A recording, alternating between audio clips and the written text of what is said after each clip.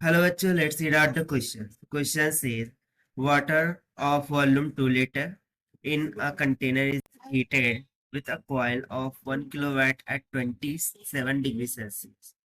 The lid of the container is open and energy dissipated at rate of 160 joules per second.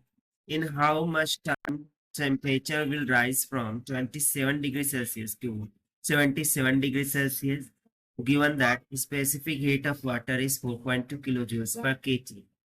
So यहाँ पर हमसे बोला जा रहा है कि वाटर ऑफ द वन वो 2 लीटर के बराबर है, उसको कंटेनर में डाल के हीट किया जाता है 1 किलोवाट से एट 27 डिग्री सेल्सियस।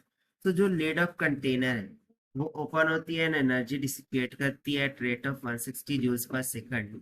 तो हम बता रहे हैं कि कितना टाइम लगेगा ताकि टेम्परेचर ये 27 डिग्री सेल्सियस से 77 डिग्री सेल्सियस तक बढ़ जाए, while given specific heat of water 4.2 kilojoules per kg। तो चलिए स्टार्ट करते हैं हम सॉल्यूशन से, but before of its let's talk about the key concept which we are going to use here for this question. So since we remember that the amount of heat released or absorbed, this can be given by the formula Q is equals to m into s into del theta, जहां पर M mass होगा इस specific heat capacity और del theta change in temperature को indicate कर रहा होगा। बस इसी फॉर्मूले का हम यूज करेंगे। और सेकंड फॉर्मूला देखिए, amount of heat generated due to power, वो उसके लिए फॉर्मूला हो जाता है power multiply by the time. So इन दोनों फॉर्मूलाज का हम यहाँ पर यूज करना है। तो सबसे पहले तो हम क्या करते हैं कि जितनी भी एनर्जी रिक्वायर्ड है टू हीट द वाटर उसको कैलकुलेट कर लेते हैं। So energy required in heating of water, heating water, so वो हम कैलकुलेट कर लेते हैं। सो वाटर को हीट करने के लिए कर रहे हैं तो क्यू डब्ल्यू बोलते हैं। So this will be equals to M S del theta हो जाएगा। So mass of the water हमें दे रखा है 2 मल्टीप्लाई बाय उसकी स्पेसिफिक हीट 4.2 kg है। सो ग्राम में कर लेंगे, सो 4200 हो जाएगा मल्टीप्लाई बाय ना फाइनल टेम्परेचर कितना है 77, इनिशियल कितना है 27। सो इसको सिंप्लीफाई करेंगे, so it will comes out equals to 2 into 4200 into में 50 जूल्स की इक्वल। इसको हम सिंप्लीफाई नहीं करेंगे, एज इट इज रखते हैं, इसको इक्वेशन 1 मान लेते हैं।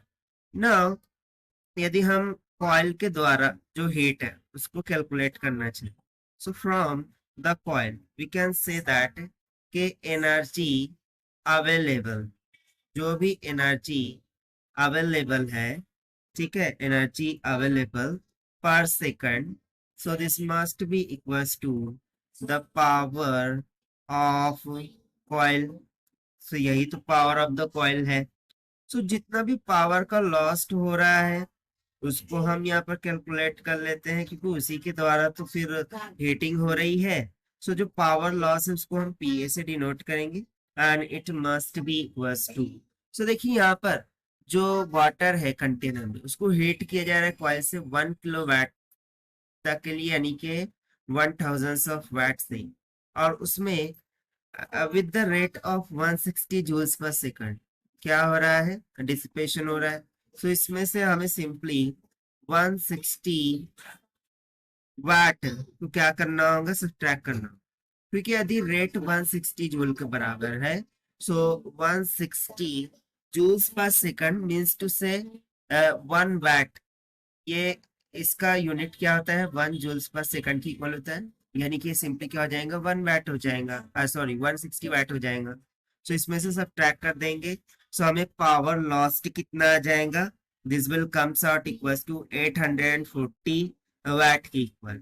Now we to let the required time taken, which we need to find out here, is nothing but t.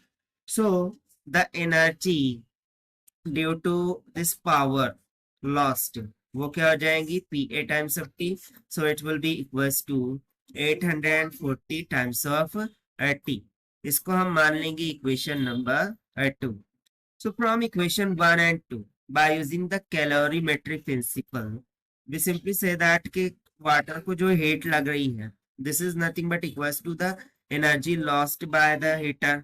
ठीक है, सो इन दोनों को हम इक्वेट करेंगे, इक्वेशन 1 और 2 को, तो हमें मिल जाएगा 840 T, this will be equals to 2 multiply by 40, 200 multiply by 50.